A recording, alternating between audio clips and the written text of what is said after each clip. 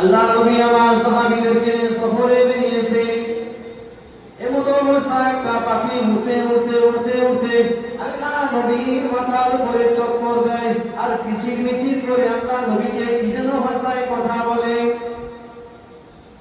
আল্লাহ নবী আমার তাকে রইলেন, কি যেন বলে। আল্লাহ ওই পাখির জবানটা খুলে দিলেন। ওই পাখিখানা বলতে লাগে, ইয়া রাসূলুল্লাহ, ইয়া হাবিবাল্লাহ, হুজুর ও আল্লাহ পাকের নবী, আমার কলিজা ছেড়া সন্তান পাখি, আমার কলিজা ছেড়া সন্তান বাচ্চা ছাড়াকে আপনার সাহাবীদের মধ্যে কেউ না কেউ ধরে নিয়ে চলে আসছে, আমি মা ভাই থাকতে পারি না। ইয়া রাসূলুল্লাহ, ইয়া হাবিবাল্লাহ, হুজুর আপনার সাহাবীদেরকে একটু বলে দেন আমার কলিজা ছেড়া সন্তানকে যেন আমার কোলে ফিরিয়ে দেয়। জোরে বলে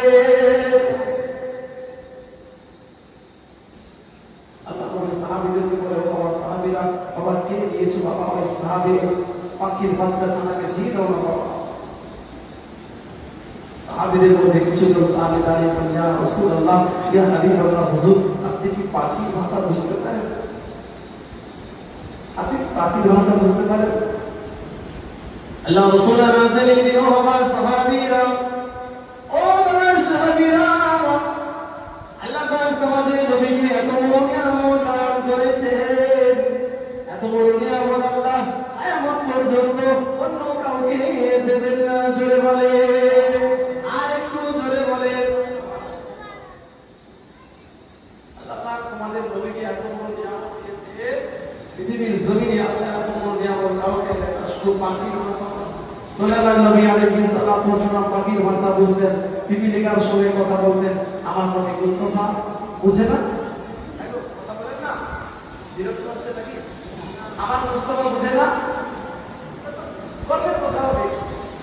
নবী সুলাইমান নবী পাখির ভাষা বুঝতেন, পিঁপড়ার সঙ্গে কথা বলতেন, জিন-জন্তুর সঙ্গে কথা বলতেন। আমার নবী মুস্তাফা পাখির ভাষা বুঝতে পারেন না?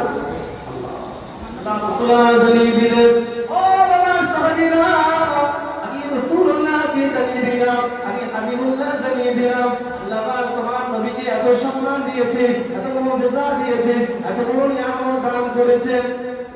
পৃথিবীর জমিনে যত জীবজন্তু পশু পাখি আছে সকলে তোমার নবীর গোলামি করার জন্য হাজির আছে। জোরে বলে,